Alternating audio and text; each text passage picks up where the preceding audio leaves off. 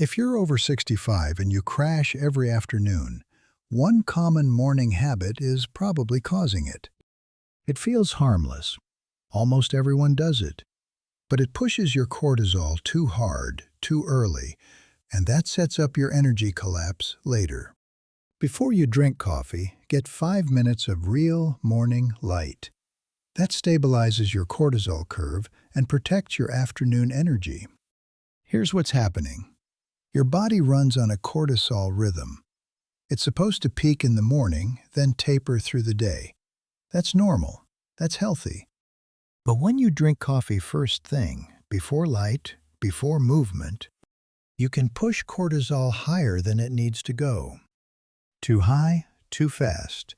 And what goes up hard comes down hard. That's your 2 p.m. crash. So here's the second fix. Delay your coffee 60 to 90 minutes after waking. Let your natural cortisol do its job first. Then, caffeine works with your rhythm, not against it. Let me explain what's actually happening inside your body. Because once you understand this, the fixes make perfect sense. You've got two systems running your energy: cortisol and adenosine. Cortisol wakes you up. It typically rises sharply in the first 30 to 45 minutes after waking. That's your body's built-in alarm clock. Adenosine is what makes you tired. It builds up all day while you're awake. The longer you're up, the more adenosine accumulates. That's sleep pressure. Now here's the key part. Caffeine doesn't give you energy. It blocks adenosine, so you don't feel the tiredness that's already there. But if you drink coffee before your cortisol peaks, you're blocking adenosine and spiking cortisol at the same time. That's a double hit. You feel wired, but it's artificial. And by early afternoon, both systems crash. Cortisol drops, adenosine floods back in, and you hit a wall. Most people do it backward. Coffee first, then maybe some light. But your body needs the light signal to set the rhythm. Caffeine just amplifies whatever rhythm you've already started. If you start with caffeine and no light, you're amplifying nothing. Or worse, you're amplifying stress. And just to be clear, this is not about quitting coffee. This is about timing. You can still have your coffee. You're just giving your body what it needs first. If this already makes sense, tap like. It tells YouTube this topic matters for people over 60. And if you're also waking up at 3 a.m., that's part of the same rhythm. We'll come back to that connection in a minute.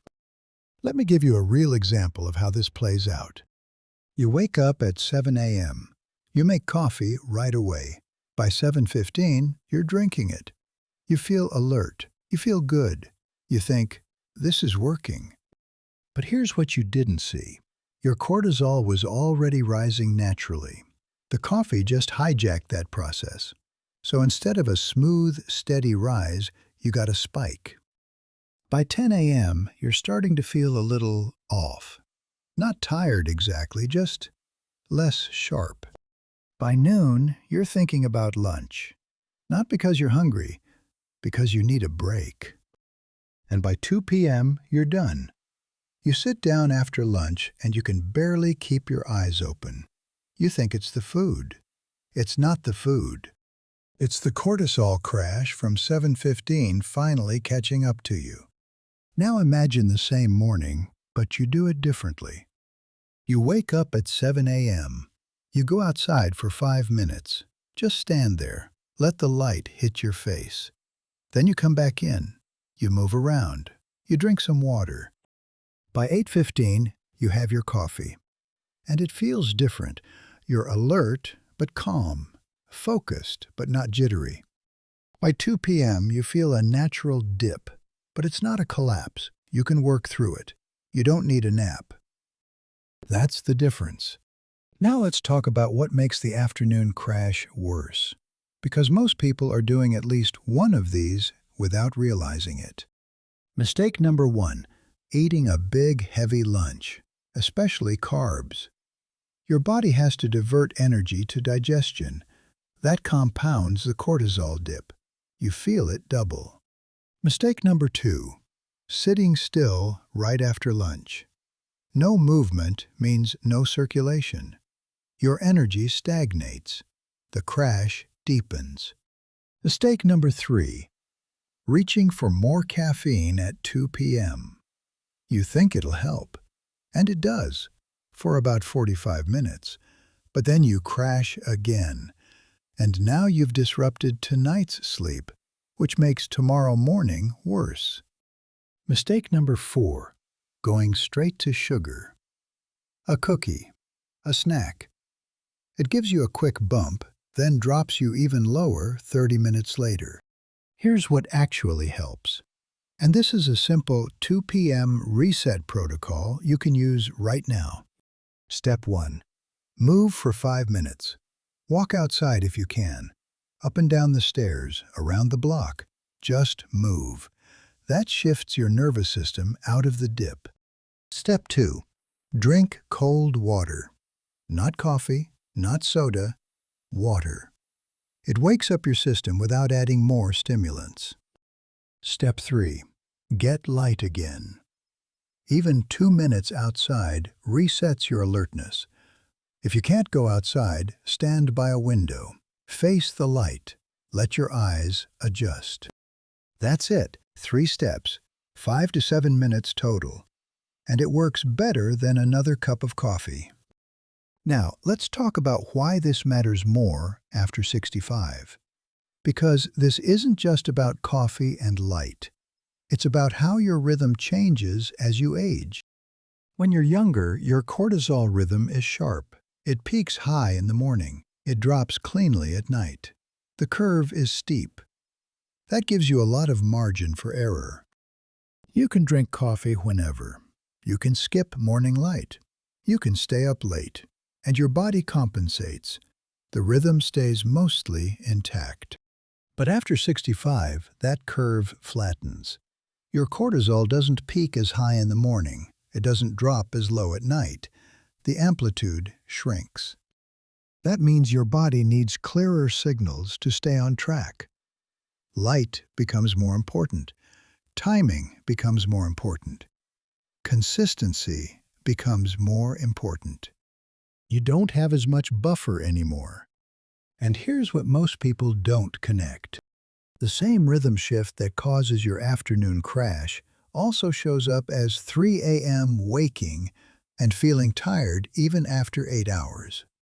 It's all the same system.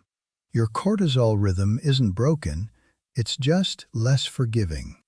So when you drink coffee before light, the disruption is bigger. When you sit inside all morning, the signal confusion is worse. When you eat a heavy lunch and don't move, the crash is deeper.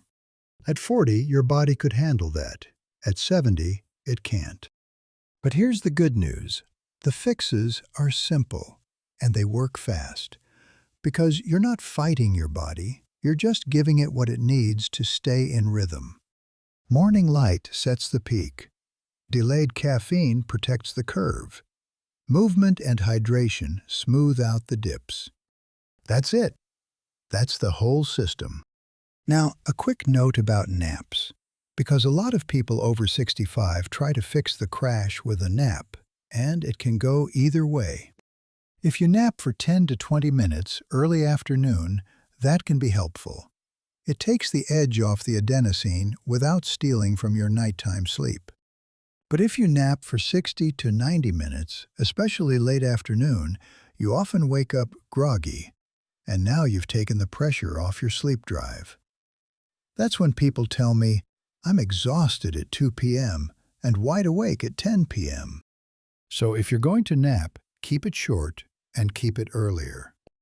And here's a simple rule. If a nap makes you feel worse, don't force it. Use the 2 p.m. reset instead. Light, a little movement, water, because that smooths your rhythm without shifting your sleep pressure. One more practical trick. If the crash hits right after lunch, Try a smaller lunch for a week.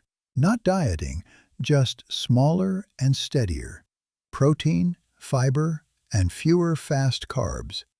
You're testing whether blood sugar swings are stacking on top of the cortisol dip. The goal isn't perfect. The goal is a smoother afternoon curve. And when you get it right, your energy doesn't just improve in the afternoon. It improves all day. You sleep better at night. You wake up clearer in the morning. The whole rhythm tightens up. Now, what if you can't get outside? What if it's dark when you wake up, or you live somewhere with long winters, or it's just not practical? You've got options. Option 1. Get a light therapy box. Look for 10,000 lux. That's the brightness level that actually works. Anything less won't give you the signal you need. Sit in front of it for 20 to 30 minutes while you have breakfast or read. Position it at eye level, about 16 to 24 inches away. You don't stare directly at it, you just let it fill your field of vision. Does it work as well as sunlight?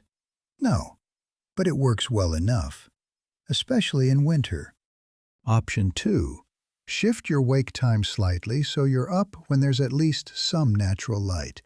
Even dawn light is better than nothing. Even overcast morning light is stronger than indoor light. Option 3. If you absolutely can't do either of those, at least turn on every light in your house first thing. Bright lights, overhead lights, not just a lamp. You're trying to simulate brightness, even if it's not perfect. But if you can get outside, even for 5 minutes, that's always the best option.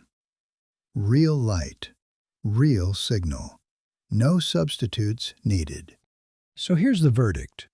If you're crashing every afternoon, it's probably not your age. It's not low energy. It's not just how it is now. It's cortisol timing.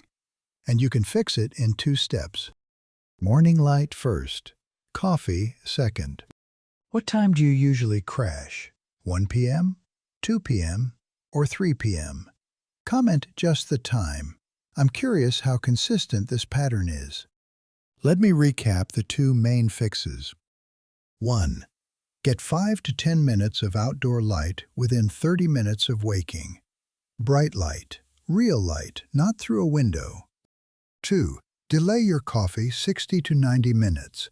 Let your natural cortisol wake you up first. Then caffeine works with you, not against you. First week, you'll feel steadier. Second week, the crash softens. By week 3 or 4, your rhythm resets. And here's why I mentioned the 3 a.m. wake-up earlier. That's the other side of this same rhythm problem. When that rhythm becomes less defined, it doesn't just affect your afternoons, it affects your sleep. Specifically, it causes early morning waking. Your cortisol is supposed to stay low all night, but when the rhythm is off, it starts rising too early, around 3 or 4 a.m. That wakes you up, and you can't get back to sleep. The fixes are connected. Morning light and delayed caffeine don't just protect your afternoon energy, they also anchor your nighttime cortisol so it stays low when it's supposed to. And here's the part most people miss. If you're waking up at 3 a.m., that's often the other side of this same cortisol timing problem. Your afternoon crash and your early morning wake-up are connected. I'll link that video right here. Watch that next. It will complete the picture. If you're over 60 and you want your energy working with your hormones, subscribe. We're building this step by step.